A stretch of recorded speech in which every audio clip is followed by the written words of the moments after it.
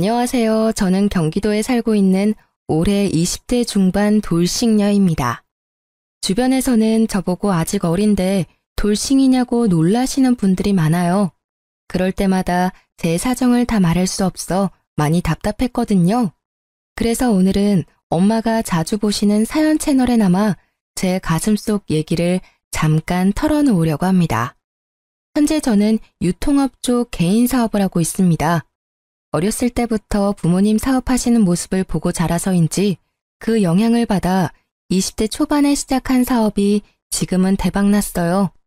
저는 남들 다 가는 대학은 포기하고 일찌감치 일을 했거든요. 그래서 이혼할 때 또래들처럼 평범히 공부하고 연애도 많이 해볼 걸 후회도 됐어요. 다양한 사람을 좀 많이 만나보고 기왕이면 아주 늦게 결혼했다면 어땠을까 싶습니다. 친정 부모님께서 늦게 결혼하신 편이라 제가 늦둥이 외동딸이거든요. 아무래도 부모님이랑 비슷한 일을 하니까 일하다가 결혼 시기를 놓치면 어쩌지? 하는 그런 조바심에 이 결혼을 서둘렀던 것도 있습니다. 나 좋다는 사람과 결혼하면 됐지 하고 아니란 생각을 한 거죠. 전 남편은 30대 초반이고 평범한 회사원이었습니다. 무엇보다 결혼이 아무런 장애물 없이 성사된 건 시댁 어른들 성품이 좋아서였어요. 시월드도 일절 없고 제게 터치도 없으셨죠. 정말 쿨하고 멋진 분들이셨습니다. 아가, 너는 어쩜 그리 매사에 똑 부러지고 야무지니? 이렇게 젊은 나이에 성공했는데 절대 흐트러지지도 않고 반듯한 모습이 참 멋있구나. 어느 정도 나이가 든 우리가 봐도 너무 존경스러워. 사돈어른들께서 키우면서 얼마나 자랑스러우셨을까. 이런 딸을 시집 보내시느라 굉장히 서운하셨을 것 같아. 내 친구들도 엄청 부러워한단다. 어쩜 이렇게 예쁜 며느리 얻었냐고 말이야. 여보도 그렇지 않아요? 말해 뭐해. 어디서 이런 귀한 복덩이가 우리 집에 왔는지. 이런 날을 맞이하려고 그렇게 우리가 열심히 잘 살았나 싶어. 며느리 앞에서 부끄럼 한 점 없이 떳떳하기 위해서 말이야. 아들, 네가 가장 잘한 일이 소영이를 우리 가족으로 맞이한 거다. 참 고맙다. 아버지는 참, 그것 말고 제가 잘한 일이 뭐 없었나요? 저도 꽤나 열심히 살아왔는걸요. 그래, 우리 아들도 열심히 살았지. 집안까지 힘들게 대학 왔다 갔다 하고 졸업까지 무사히 했잖니. 엄마 아빠는 멀어서 네가 금방 포기할 줄 알았거든. 아유, 당신은 애 대학 이야기 좀 그만 우려먹어요. 우리 아들 또 얼굴 어두워지네. 근데 요즘 말하는 신여성이 꼭 소영이를 보고 하는 말 같아. 어떻게 남편한테 못 만들어 오라고 집을 턱 해올 수가 있니? 신혼집을 알아보다가 마음에 드는 곳이 없어서요. 결국 제가 가지고 있던 아파트에 살자고 했거든요. 투자용이었는데 마침 결혼하는 시기가 맞아 떨어졌던 거죠. 시부모께서는 그런 저를 엄청 기특해 하셨어요. 20대에 집 해오는 며느리가 세상 어디 있냐고 너무 좋아하셨죠. 30대도 아니고 20대에 신혼집 해오는 며느리가 세상 어디 있니? 소영아, 정말 멋있다. 너한테 우리가 뭐든 다 해주고 싶어. 너 갖고 싶은 거나 필요한 거 있니? 원하는 거 다 말해보렴. 그래, 소영아. 부담 갖지 말고 말해줘. 이제 소영이도 우리 딸이잖아. 부탁할 게 있으면 언제든 말해다오. 아유, 우린 이제 너네 알콩달콩 예쁘게 살면 더는 소원이 없다. 아이, 저는 지금도 충분해요. 딱히 갖고 싶은 것도 없고 당장 필요한 것도 없어요. 정말 말씀만으로도 감사합니다. 에이, 편하게 말해보라니까. 그러면 나중에 혹시라도 남편이랑 싸우면 어머님, 아버님께서 제 편 들어주시겠어요? 저는 장남 반, 진심 반 시부모에게 말했죠. 그래, 약속하마. 당연히 토끼 같은 우리 며느리 편 들어줘야지. 혹여라도 내 아들이 널 힘들게 하거나 서운하게 하면 내게 꼭 말해라. 너 대신 혼내줄 테니. 나중에 정말 그 약속을 지켜주셨냐고요? 제 얘기 끝까지 들어보시면 아실 거예요. 시부모님이 어떤 분들인지요. 시부모의 말에 남편은 급속도로 얼굴이 어두워지더라고요. 평소에 남편은 자기 부모님이지만 시부모를 대하기 조금 어려워하는 경향이 보였어요. 들어보니 시부모는 명문대를 나왔고 남편이 꼭 같은 동문이기를 바라셨대요. 공부에 뜻이 없던 남편은 시부모께서 비싼 과외와 학원을 보내줘도 성적이 오르질 않았다네요. 결국 남편은 본가가 서울인데 지방까지 가서 대학을 다녔다고 해요. 그랬어도 시부모는 한 번도 질책한 적은 없으셨다 합니다. 하지만 남편은 그런 점이 오히려 더 숨막힌다고 말했었죠. 그런데 제가 더 숨막혔어요. 남편은 툭 하면 제게 "너는 대학 안 나왔잖아" 라는 말을 하며 결혼 생활 내내 자격지심을 부렸거든요. 그날도 마찬가지였죠. 하여튼 우리 어머니 아버지라지만 존경심이 1도 안 들어. 너도 보면 혼자 칭찬받는 거 은근히 즐기더라. 그럴 때 네가 너스레 좀 떨면서 남편 칭찬하면 좀 좋아? 집 하나 해왔다고 아주 어깨가 으스대는 꼴하고는. 아니 자기는 내가 뭘 했다고 말을 그런 식으로 해? 좋게 밥 먹고 와서는 왜 짜증을 내는지 모르겠다. 어머님 아버님께서 며느리 그 정도 칭찬도 못하실 일이야? 세상에 서로 미워하는 고부관계 천지야. 날 좋아해 주시고 예뻐해 주시니 얼마나 천운이야. 당신은 내가 시댁이랑 사이 좋은 게 싫어? 너 바보냐? 우리 부모님 대놓고는 못 그러시니 은근히 너 앞세워서 나 무시하시는 거잖아. 넌 그게 안 느껴져? 뭐? 무슨 말이야 그게. 내가 지방에 있는 대학 나오고 별 볼 일 없는 회사원이라서 아직도 실망이 큰 거지. 외동아들이 당신들처럼 명문대 나오고 그럴듯한 집안이랑 결혼할 줄 알았을 거야. 근데 겨우 작은 사업하는 여자애랑 결혼했으니 얼마나 속이 타겠어. 너 볼 거라고는 어쩌다 마련한 자가랑 어린 것뿐이잖아. 우리 부모님 앞에서는 너 칭찬하는 척 뒤에서 분명 호박씨 깔걸? 그니까 푼수처럼 너무 좋아하는 티 내지 말라고. 지방대 나왔다고 무시할 분들 전혀 아니시잖아. 당신 무섭다. 자격지심이 너무 심한 거 아니야? 어떻게 자기네 부모님을 그런 식으로 매도해? 그리고 뭐? 겨우 사업하는 어린 여자애라니. 날 여태껏 그렇게 생각해온 거야? 난 어머님 아버님한테 따뜻함을 느꼈어.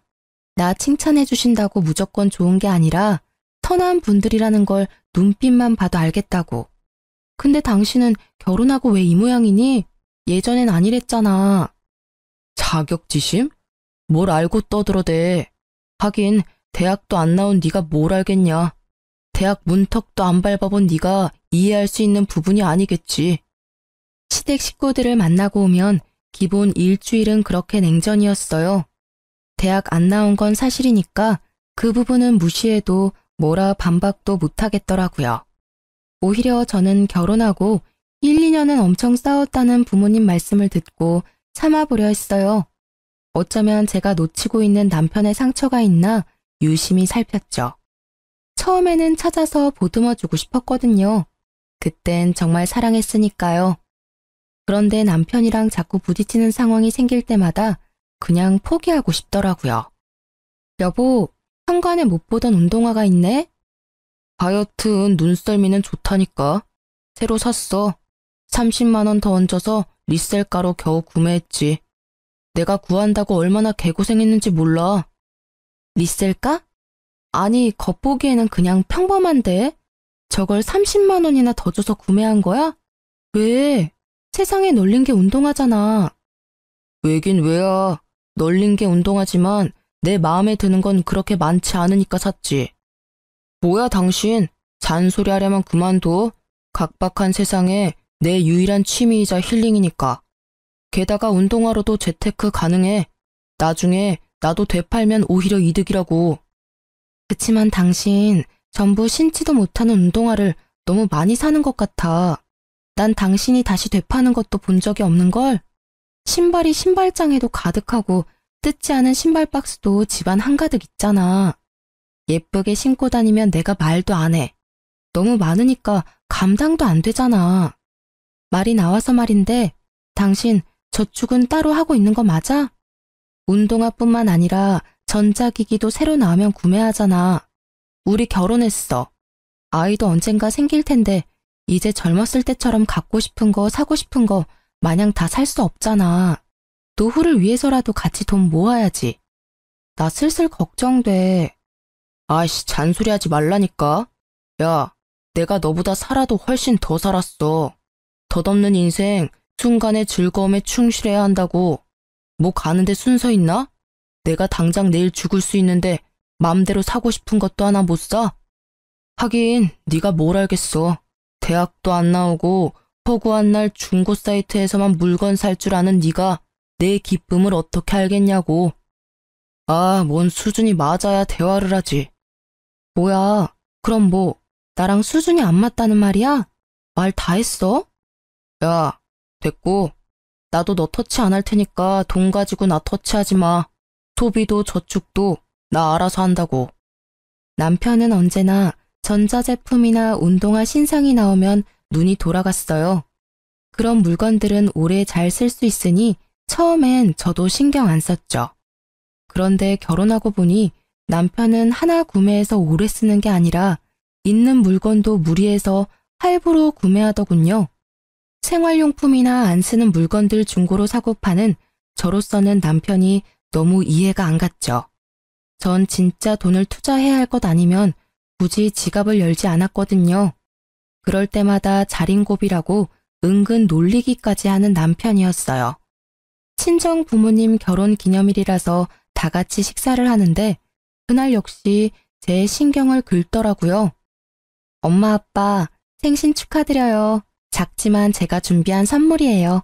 아이고, 우리 결혼 기념일이 뭐라고 선물을 준비했어. 엄마 아빠가 결혼해서 내가 세상에 나온 거잖아. 나한테도 의미 있는 날이지. 그때 남편은 웃음이 터져 말했어요. 웬일로 돈 썼대? 또 중고로 샀냐? 남편의 그 말 한마디에 분위기는 순식간에 싸해졌죠. 중고로 사다니, 당신 지금 그게 무슨 말이야? 저는 애써 화를 참고 남편을 제지시켰지만 눈치가 없는 건지 일부러 그러는 건지 남편은 지 할 말 끝까지 다 하더라고요. 장인어른, 장모님, 제 말 좀 들어보세요. 남들은 이 사람 사업한다고 잘 사는 줄 아는데요. 겉만 번지르르 하지 생각보다 돈이 별로 없는지 엄청 돈을 아껴요. 집 사는데 다 쓴 건지 아님 저 몰래 어디 투자라도 하는 건지 모르겠어요. 허구한 날 돈 타령해서 저 좀 힘들어요. 제가 운동화라도 하나 사려고 하면 그걸 못 사게 해요. 멀쩡한 집이 있으면 뭐해요? 그 안에 살림살이는 죄다 중고 물건인데. 아니, 이 녀석이 자네 운동화도 하나 못 사게 했다고? 친정 부모님께서는 남편의 말에 당황한 듯 하셨죠. 저는 서둘러 농담이니 놀라시지 말라고 둘러댔어요. 집으로 돌아와 얘기하는데 기가 막혔어요. 남편이 저를 깔보는 태도가 심상치 않았거든요. 너 거지냐? 뭐? 거지 맞잖아. 아까 선물도 중고 거래한 거 아니야? 왜? 내가 부모님 앞에서 진실을 말하니 속상해? 아니, 남편 시계 하나 사줄 돈 없으신 분이 왜 부모님 앞에선 여유 있는 척 하시냐고요? 자기 설마 그때 나한테 시계 사달라고 한 거 지금 내가 그거 안 사줬다고 이러는 거야? 너 애야? 갖고 싶은 거 못 가졌다고 장인 장모 앞에서 그게 뭐 하는 행동인데? 남편이 얼마 전에 다음 달 월급 받으면 준다고 제게 시계 좀 예약 구매 좀 해달라고 했어요. 근데 제가 딱 잘라 거절했거든요. 아니, 경제적인 부분 터치 일절하지 않고 각자 알아서 하기로 한 지가 불과 며칠 전인데요. 벌써 무얼 사겠다고 제게 돈을 빌리려는 모습이 너무 한심해 보이잖아요. 그랬더니 그 일로 되게 화풀이 했던 거였어요. 너 때문에 결국 스마트워치 예약 구매 못했잖아. 예약 구매를 해야 빨리 받을 수 있고 사은품도 있는데 말이야. 애초에 그 나이 먹고 수중에 그 정도 돈도 없는 게 말이 돼? 그게 더 문제야. 시계를 못 산 건 나 때문이 아니라 당신 씀씀이의 문제가 있는 거지. 이번 기회에 당신 소비 생활을 좀 되돌아봐. 그리고 돈 없어서 장인어른 장모 밥 한 끼도 대접 못하면서 나보고 거지? 그래, 나 중고거래 좋아해. 비록 이 집의 물건들, 물론 백화점에서 산 것들은 아니지만 중고로 샀어도 새 제품이라고. 내가 네 말대로 거지면 이때까지 내가 했던 선물들 내가 다 가져가서 팔아도 되니? 뭐? 그런 게 어딨어. 당신 말대로 해보자고. 내가 줬던 선물들 리셀가 더해서 되팔아서 나도 재테크나 좀 해보자. 남편은 제 말에 화들짝 놀라서 제 앞으로 가로막더라고요. 혹시나 자기 애장품들을 건드릴까 봐요. 저는 아랑곳하지 않고 제가 사줬던 것들을 모두 챙겼어요. 이건 내가 작년 생일에 사준 거, 이건 내가 올해 초에 사준 거. 당신 나한테 그동안 많이도 받았다. 내 두 손 가지고는 모자라겠어. 지금 이 시간에 그 물건들 가지고 어딜 가겠다는 거야? 저는 트렁크에 남편의 애장품들을 모두 실었어요. 정확히 말하자면 제 지분이 있는 것들만요. 여보, 난 진짜 농담 삼아 그런 건데 기분 나빴어? 아유, 당신 앞에서 내가 농담도 못한다. 미안해. 앞으로 거지라는 말은 안 쓸게. 제 차 트렁크 문이 닫히자 남편은 머마려운 강아지처럼 안절부절했습니다. 그게 농담이라고? 그래. 부부끼리 서로 놀릴 수도 있는 거잖아. 난 가벼운 장난이었어. 당신이 하도 절약 모드길래. 사과 똑바로 안 하지? 미안해. 미안하다고. 다시는 거지라고 안 할게. 나 딱 한 번만 봐준다. 두 번은 안 봐줘. 나도 자존심이라는 게 있어. 알았다, 알았어. 안 건드리면 될 거다냐. 끝까지 적반하장 언성을 높이는 남편을 저는 한 번만, 딱 한 번만 더 믿어보기로 했습니다.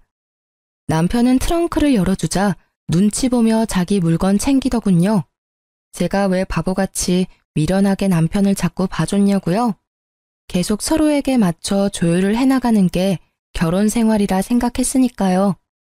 하지만 저만 남편에게 맞춰가고 있었나 봐요. 남편은 다른 곳에서 다른 이와 눈을 맞추고 있더라고요. 요즘 야근이 잦네? 피곤하지? 속상해. 당신 얼굴 너무 상했다. 일이 많네. 그 순간 초인종이 띵동 하고 울리더라고요. 아니, 시간이 몇 시인데 초인종이 울려? 내 거야. 배달시켰어. 배달시켰어? 배고팠어. 아유, 나한테 말하지. 내가 바로 밥 차려줄 수 있는데. 혹시 당신 나 피곤할까봐 말 안 한 거야? 밤에 먹었을 때 부담 없는 걸로 내가 준비해 줄 테니까 앞으로는 배고프면 꼭 말해요. 알았지? 남편은 야근이 점점 잦아지고요. 회사에서 종일 굶은 것도 아닐 텐데 밤마다 엄청 폭식을 했어요. 아니 여보, 먹는 건 좋은데 너무 먹는 거 아니야? 나 좀 걱정돼. 야, 언제는 배고프면 말하라며. 넌 진짜 이랬다 저랬다 하는 게 진짜 문제야. 아우 짜증나. 내가 밥도 눈치 보면서 먹어야 해? 아니, 내 말 뜻은 그런 게 아니라 당신 밤에 너무 많이 먹어. 회사에 요즘 무슨 일 있는 거야?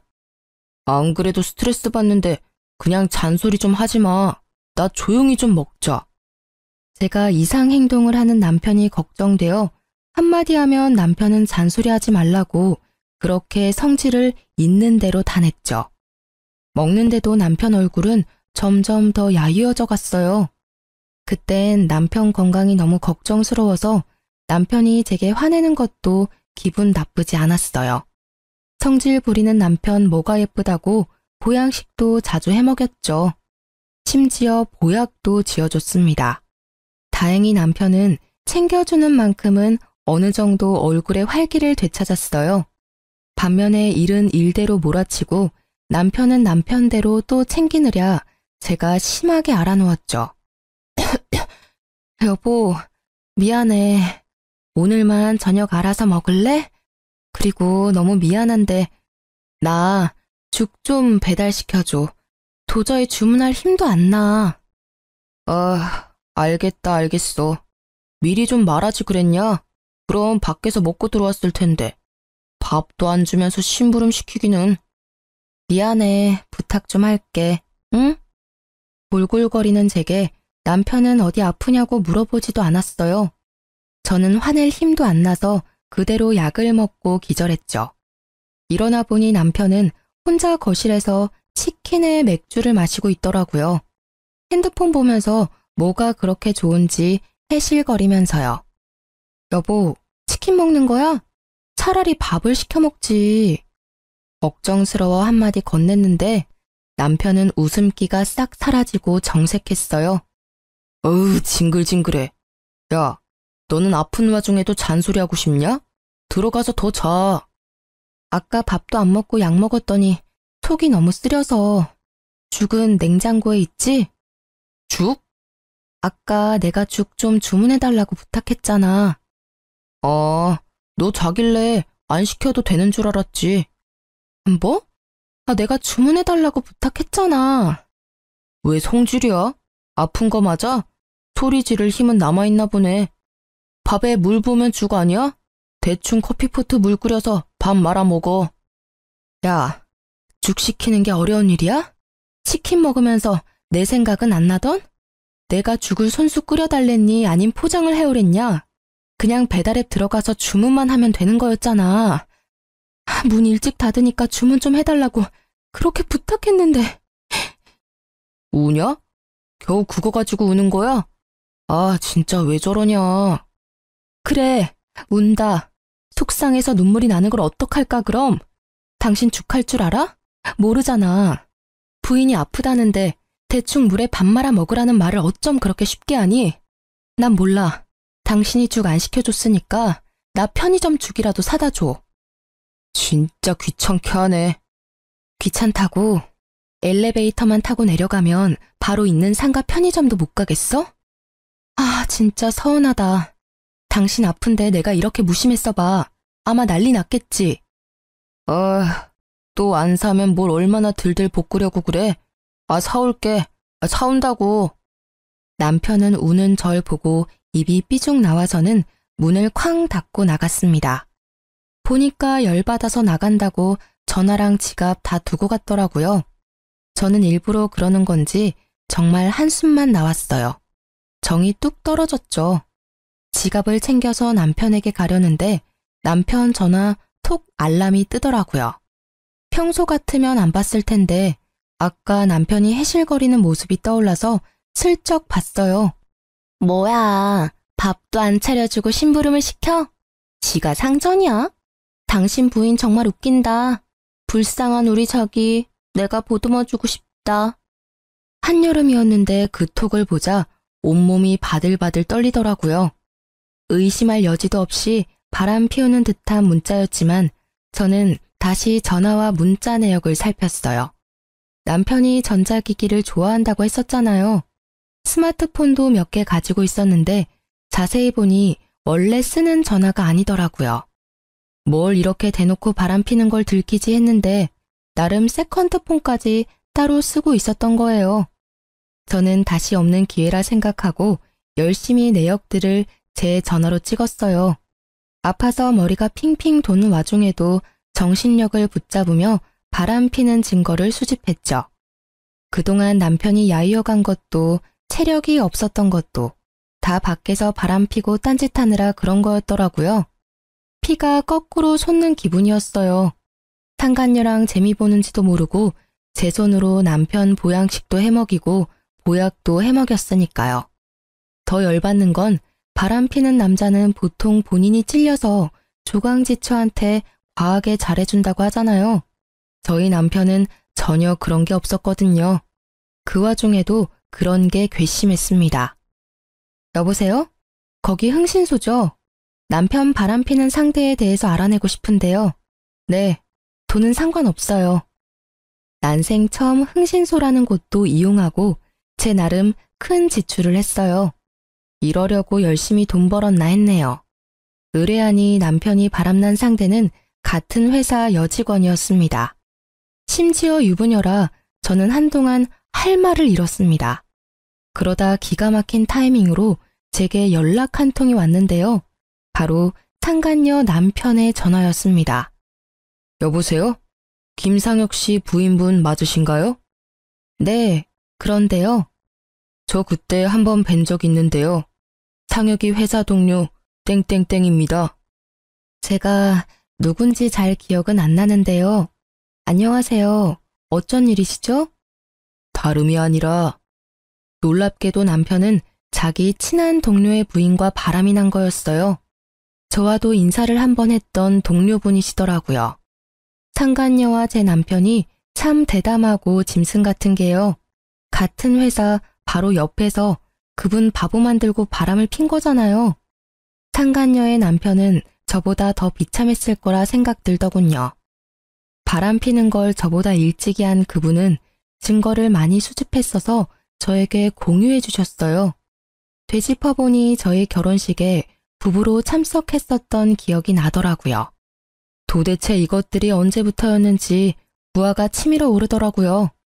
곧 상간녀와 남편이 여행 간다는 정보를 알게 되어 저는 상간녀의 남편과 같이 현장을 덮치기로 했어요.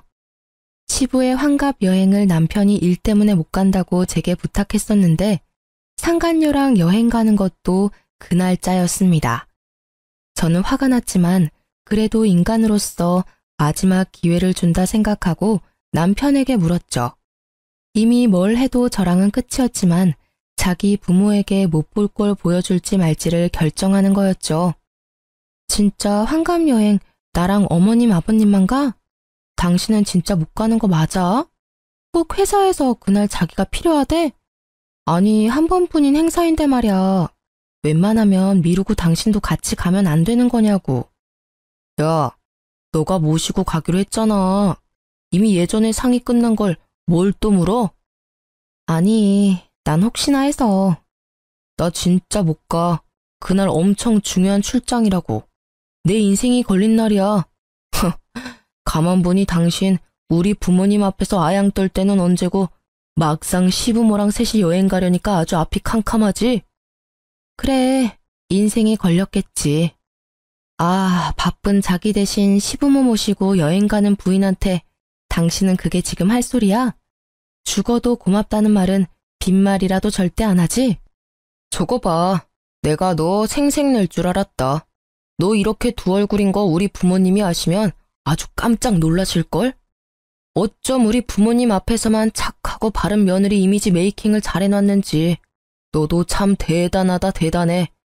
신랑 출장 가는데 앞길 막으면서 징징거리지 마. 그래? 그렇단 말이지. 알겠어. 뭐 어머님 아버님은 내가 모셔야지. 남편은 그날이 자기 인생에서 너무 중요한 날이라며 한사코 안 된다고 거절하더군요. 결국 저는 시부모에게 연락했어요. 전화로는 다 설명도 못해서 뵙고 말씀드릴 게 있다고 했죠.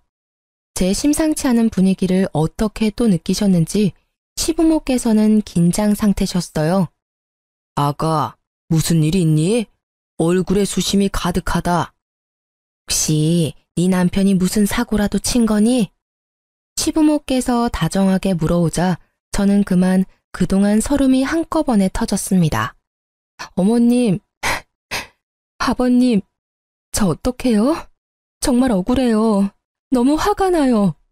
자초지종 시부모께 남편이 그동안 저를 대했던 행실과 바람 피우는 것까지 얘기하니 시부모께서는 펄쩍펄쩍 뛰시더라고요.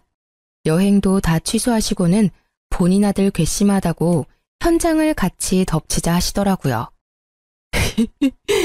낳기는 내가 낳았지만 정말 난 그런 쓰레기로 키운 적 없단다. 바르게 키우려고 노력했는데 어떻게 짐승보다 못한 짓을. 어쩜 좋니 소영아. 미안하다. 어휴, 내 자식이지만 검디검은 저 속내를 모르겠다. 참 소영이 네 앞에서 면목이 없구나. 너 이런 일을 당하게 해서 우리가 너무 미안하단다. 이미 저 자식은 돌이킬 수 없는 강을 건넜으니 이혼은 막을 수도 없고 기왕 이렇게 됐으니 여보, 소영이 속이라도 풀리게 우리가 도와줍시다. 그렇게 시부의 환갑날 시부모와 함께 저는 남편이 바람을 피우는 현장을 덮쳤어요. 호텔방 문을 상간녀가 열었는데 아무렇지 않게 들어오라고 하더군요. 들어오세요. 샤워 가운을 입고서 전혀 당황하지도 않는 상간녀의 태도에 저와 시부모는 기가 차서 어떤 말도 못했어요. 저는 말 대신 그 모습을 사진에 담았죠. 미쳤어요? 지금 뭐 하는 거예요? 뭘 찍는 거냐고요? 뭐 하긴요. 당신 그 더러운 추태를 증거로 남기는 거죠. 증거?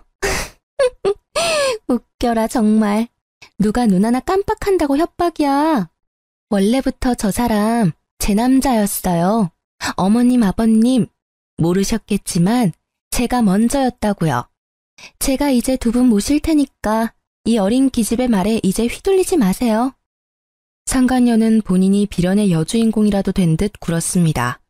시어머니께서는 더 이상 못 들으시겠는지 베개를 들고 상간녀를 이리저리 때리셨죠. 이게 무슨 짓이세요? 말로 하세요, 말로. 이 못된 것, 뭘 말로 해? 너같이 가정 파탄내는 것들은 말로 해서는 안 돼. 어디 감히 우리 귀한 소영이를 함부로 말해? 이 천하의 죽일년, 이 천한 것. 그때 화장실에서 콧노래를 부르며 나온 남편은 저와 시부모를 발견하고는 그대로 주저앉더군요. 다들 여기 어떻게? 시부께서는 새하얗게 질린 남편을 일으켜서는 있는 힘껏 남편의 뺨을 정통으로 날리셨죠. 아버지, 저 죽어요. 왜 이렇게 세게 때리세요? 내가 한 번이라도 널 때린 적이 있니? 네가 아무리 잘못했어도 한 번도 네 몸에 손댄 적 없다. 근데 좀 후회가 돼. 때려서라도 바른 인간으로 키웠어야 하는데 부인 두고 바람이나 피우는 대단히 멍청하고 파렴치한으로 내가 키웠어. 진정하세요. 소영이 제가 얼마나 사람 홀리는 여우인 줄 아세요? 야, 너 여기가 어디라고 우리 부모님까지 모시고 와. 뭐? 여우? 하! 이 상황에서까지 내 욕을 하네? 잘못했다고 빌지는 못할 망정 말이야. 너 내가 결혼 생활 동안 얼마나 귀한 대접해줬니? 바람 피느라 기빨려서 그런 건 줄도 모르고 어디 몸이 안 좋나 싶어서 비싼 보약에다 각종 보양식까지 해줬어. 그런데 뒤에서 이런 더러운 짓거리를 하고 있었어? 야, 넌 좀 입 다물어. 네가 끼어들 자리가 아직도 보여? 그러게 말이야. 얘, 어리다고 어른들이 우쭈쭈 해주니까 전부 네 세상 같았지? 이 사람은 지옥이었대. 나 만나 겨우 천국 만난 거지. 우리 정말 사랑하고 있어. 그러니 방해 말고 꺼져. 어머, 감히 니까짓 게 뭔데 내 며느리, 아니 내 딸한테 함부로 말해? 에잇, 너나 썩 꺼져라. 시모가 제 편을 드신다고 상간녀의 머리채를 잡고 이리저리 흔들자 남편은 시모를 거칠게 떼놓고 말했어요. 아, 어머니, 그만하세요. 이 사람 안 그래도 머리숱 소중한데 그렇게 쥐 뜯어버리면 어떡해요? 자기, 괜찮아? 난 괜찮아. 어머, 내 머리카락 몇 개가 빠진 거야? 난 몰라. 어머님, 정말 너무하시네요. 누구 보고 어머니래, 저 미친 게. 그리고 너, 이 자식, 어디 엄마를 있는 힘껏 밀쳐? 어이 참, 그만하시라고요. 제 말 좀 들어보세요. 아버지, 이렇게 호텔방에서 소개시켜드리고 싶지 않았는데요. 기왕 이렇게 된 거 정식으로 소개해드릴게요. 이 사람 엄마 아빠랑 동문이에요. 명문대 나왔다고요. 제가 못해드린 효도 이 사람이 대신 해줄 거예요. 대학도 못 나온 지금 며느리보다 연륜도 있고 같은 학벌인 이 사람이 훨씬 낫잖아요. 제가 하고 싶은 사업도 밀어주기로 했어요. 짠순이처럼 허구한 날 돈 타령하는 저 기집애랑 차원이 다르다고요. 그러니 엄마 아버지, 오늘 모습은 못 봤던 걸로 해주시고 이만 돌아가 주세요. 저희한테는 오늘이 의미 있는 여행이에요. 첫 번째 결혼은 저런 수준 떨어지는 애랑 생각 없이 해버렸지만 두 번째 결혼 생활은 저 정말 자신 있어요. 이 사람이랑 행복하게 효도하면서 살 거예요. 아, 어리다고 다 좋은 게 아니었어요. 쟤는 연애할 때 잠깐 설레이는 게 다였다고요. 반면에 이 사람은 나보다 나이도 많고 진짜 사람이 진국이에요. 남편은 제 말은 싸그리 무시하고 시부모에게 상간녀를 소개하더군요.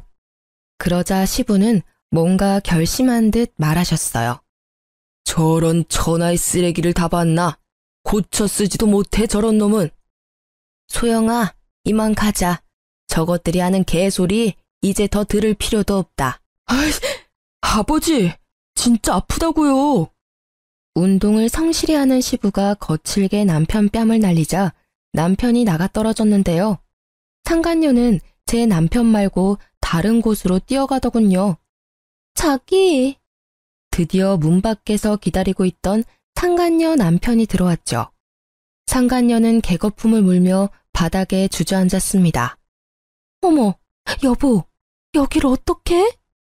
너희 진짜 가지가지한다. 상간녀는 무릎을 꿇고 지 남편에게 싹싹 빌고요. 친구에게 몹쓸 짓을 걸린 제 남편은 양심은 있는지 고개를 떨궜죠. 네가 어떻게 여기에? 상간녀의 남편은 그 둘을 싸늘한 눈빛으로 바라보다 말했어요. 착각하지 마. 내 와이프 돈 없어. 그리고 저 사람 너 안 사랑해. 바람 피는 사람이 한두 명이 아니거든. 여보, 어디까지 아는 거야? 다 아니야. 오해라고. 전현이 여기로 데리고 온 거야? 그런 거야? 야! 저에게 달려들려는 상간녀의 몸을 잡고 그 사람은 말했어요. 내가 알려줬어. 내가 여기 불렀고. 각오해. 내가 언제부터 알았을 것 같아? 어디까지 알 것 같니? 자기 남편의 말에 상간녀는 부르르 몸을 떨며 흐느끼더군요. 야, 잠깐이나마 동료를 떠나서 친구라고 생각했어. 근데 어떻게 내 부인이랑 이런 짓을 벌여? 미안하다. 하지만 우리 정말 사랑하고 있어. 네가 물러나줘. 곧 다 정리하고 이 사람이랑 합칠 거야. 미안하다는 말은 나 말고도 여기 계신 네 가족분들한테 해야 하는 것 아냐? 사죄도 모자랄 판에 어디 불륜녀한테 고백을 하고 있어. 이 여자가 널 사랑해? 하하, 웃긴다. 너 얘가 만나는 사람이 몇 명인 줄 알고 그런 섣부른 판단을 하냐? 야, 착각하지 마. 넌 쓰레기들 중 하나일 뿐이니까. 혹시 저 여자가 너한테 돈 얘기했니? 저 사람 땡전 한 푼 없어. 빈털털이라고. 모자란 너 사업해줄 돈도 없고 사랑하는 남자만 여럿이니까 착각 말라고. 아니야, 그럴 리가 없어. 자기야, 나 사랑한다며. 사랑해서 다 해주고 싶다며. 이 자식이 거짓말하는 거지? 남편이 상간녀의 남편을 밀치자 상간녀는 눈을 희번뜩하며 남편의 멱살을 잡고 흔들어대더군요. 이 자식이? 어디 내 남편 몸에 손대? 야, 너랑 급이 달라 내 남편은. 아니야, 아니라고. 자기, 나 사랑한다며. 미친놈, 사랑 이러고 있다. 상간녀의 돌변한 태도에 남편은 현실 부정을 하며 울부짖더라고요. 더러웠지만 지한테는 진짜 찐 사랑이었나 봐요.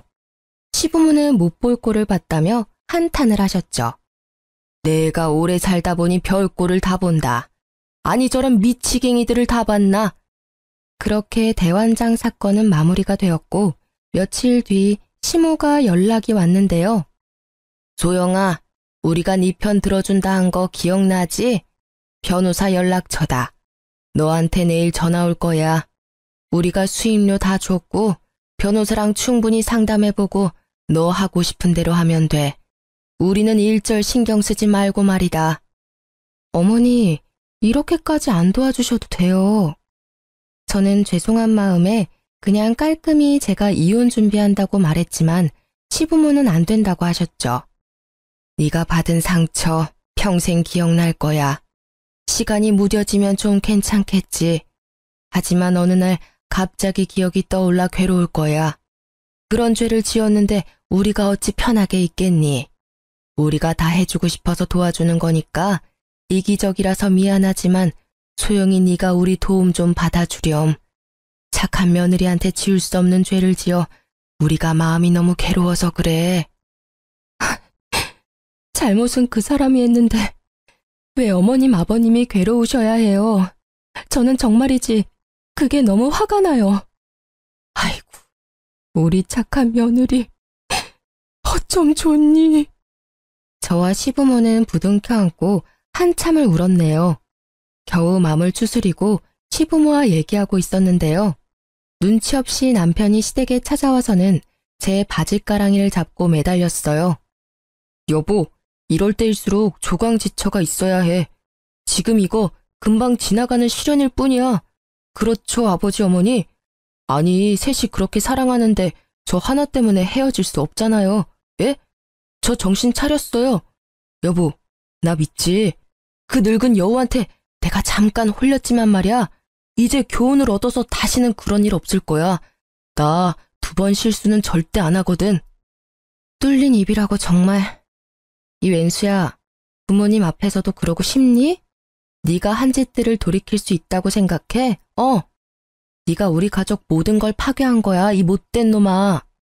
저는 참지 못하고 남편의 가슴을 마구 때리며 말했어요. 그러자 시모는 조용히 다가오셔서 제 등을 쓸어주시며 말했어요. 결혼할 때 내가 말했던 게 기억나지, 아들? 시모가 의미심장한 말을 하자 남편은 눈물을 글썽이더라고요. 잘 기억나지 않아요. 왜 기억이 안 나? 엄마 아빠랑 약속했었잖아. 그렇죠, 여보? 시모가 의미심장한 말을 하고 시부가 뒤이어 말하셨어요. 결혼 생활에 만에 하나라도 허튼 짓 하면 네가 가진 것들 누리는 것들 이제 없을 거라고 말했잖니. 이 집에 네 것은 이제 없다. 남편의 외도를 알고 나서 시부와 시모는 제일 먼저 남편이 결혼 전 모아놓은 한정판 운동화와 전자기기들을 사람 불러서 다 폐기 처분하셨어요. 시부의 말에 홀린 사람처럼 방으로 달려간 남편은 미친 사람처럼 마구 소리 지르더라고요. 지 목숨 같던 애장품들 없다고 철없이 울면서요. 왜 내 물건에 손대요, 왜? 아버지가 뭔데? 엄마가 뭔데? 이씨, 그게 다 얼마짜린데? 얼마나 내가 힘들게 모은 건데? 이 자식아, 내 집안에 있는 것들 모두 내 것인데 네 물건이 어딨냐? 아버지, 어머니. 이놈아, 네가 아직도 잘못 알아들었구나. 이 집에 네게 더 이상 없단다. 물건도 사람도 말이야. 즉 더 이상 네 부모도 여기 없는 거야. 엄마, 뭐라는 거예요 지금? 내 집에서 썩 나가. 제가 잘못했어요. 죽을 죄를 지었어요. 그러지 마세요. 여보, 내가 진짜 잘못했어. 여보가 하라는 대로 살게. 앞으로 여보 말 충성하면서 살게. 여보가 좀 우리 엄마 아빠 말려봐. 여보 말이라면 다 들어주실 거란 말이야. 미안하지만 역겨우니까 여보라고 부르지 말아줄래? 어머님 아버님 뜻이 그런데 내가 뭘 어쩌겠니. 맨날 나보고 아양 떤다고 뭐라 하더니. 울며 불며 질척거리는 남편을 시모와 시부는 호적에서 팔 거라며 그대로 집 밖으로 쫓아냈습니다. 저도 시부모의 말에 조금은 어안이 벙벙했어요. 제 편을 들어줄 줄은 알았지만 친아들에게 그 정도까지 하실 줄은 몰랐거든요. 시부모께서는 제게 충분히 눈물의 사죄를 하셨으니까요. 따지고 보면 남편의 바람이 시부모 잘못은 아니잖아요.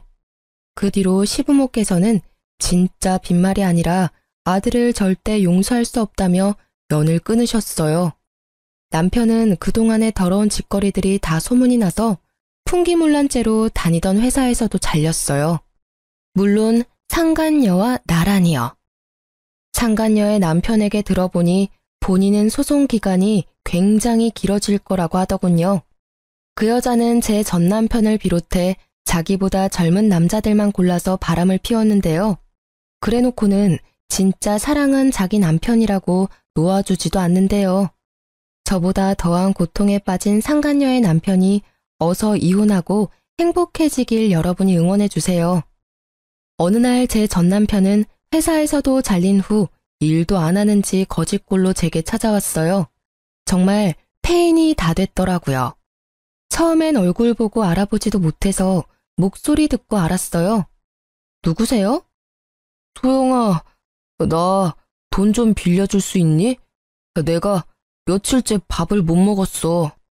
저 어리다고 무시하고 또 사업한다고 유세 떤다 무시하던 전 남편은요. 제 사업장까지 찾아와서 돈을 구걸하더라고요.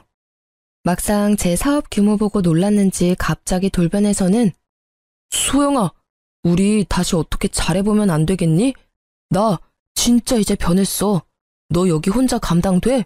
내가 여기 일 좀 도와줄게. 그럼 예전처럼 다시 엄마 아빠랑 나도 사이 좋아지고 서로 좋은 일 아니겠어? 아, 그게 무슨 개소리야. 허구한 날 나 깔보더니 막상 눈으로 보니까 내 것들도 탐나? 또 기생충처럼 나한테 기생하게? 야, 꿈도 꾸지 마. 그리고 한 번만 더 찾아오면 경찰에 신고할 테니까 그렇게 하라. 쪽팔리게. 아니, 네가 웬만큼 쓰레기여야지. 속도 겉도 다 쓰레기꼴로. 그게 뭐니? 일은 아예 안 해? 이거 먹고 떨어져. 당장 꺼지라고. 제가 5만 원을 전 남편 얼굴에 던지자 전 남편은 쭈뼛거리며 비굴하게 5만 원을 집어들었어요. 노숙하고 다니는지 냄새도 엄청 났거든요. 저는 직원들에게 탈취제를 뿌리라고 주고는 뒤돌아섰죠. 내가 만난 사람의 처절한 밑바닥을 마주하니 한 번 더 속이 쓰렸죠. 이제는 남이지만 제 전 시부모는 짐승 같은 아들과 연을 완전히 끊고 제 앞날을 더 걱정하셨죠. 도영아, 넌 아직 젊고 능력 있어서 더 잘 될 거야. 지금껏 그래왔던 것처럼 앞만 보고 달리렴. 넌 더 좋은 사람 만날 거야. 그렇게 가끔 안부 인사도 나누곤 했는데 이혼이 다 마무리되니 더 이상 연락을 하지 말자고 하시더라고요. 제 앞날에 더 이상 걸림돌이 되고 싶지 않으시다고요. 저 참 많이 울었어요. 이혼했으니 어쩔 수 없이 그게 순리인 건데 말이죠. 제가 그 전에 못해줬던 신혼집 대신이라고 사무실도 하나 제 이름으로 계약해 주셨어요. 그리고 또 전 남편이 찾아올까봐 걱정도 되셨나 봐요.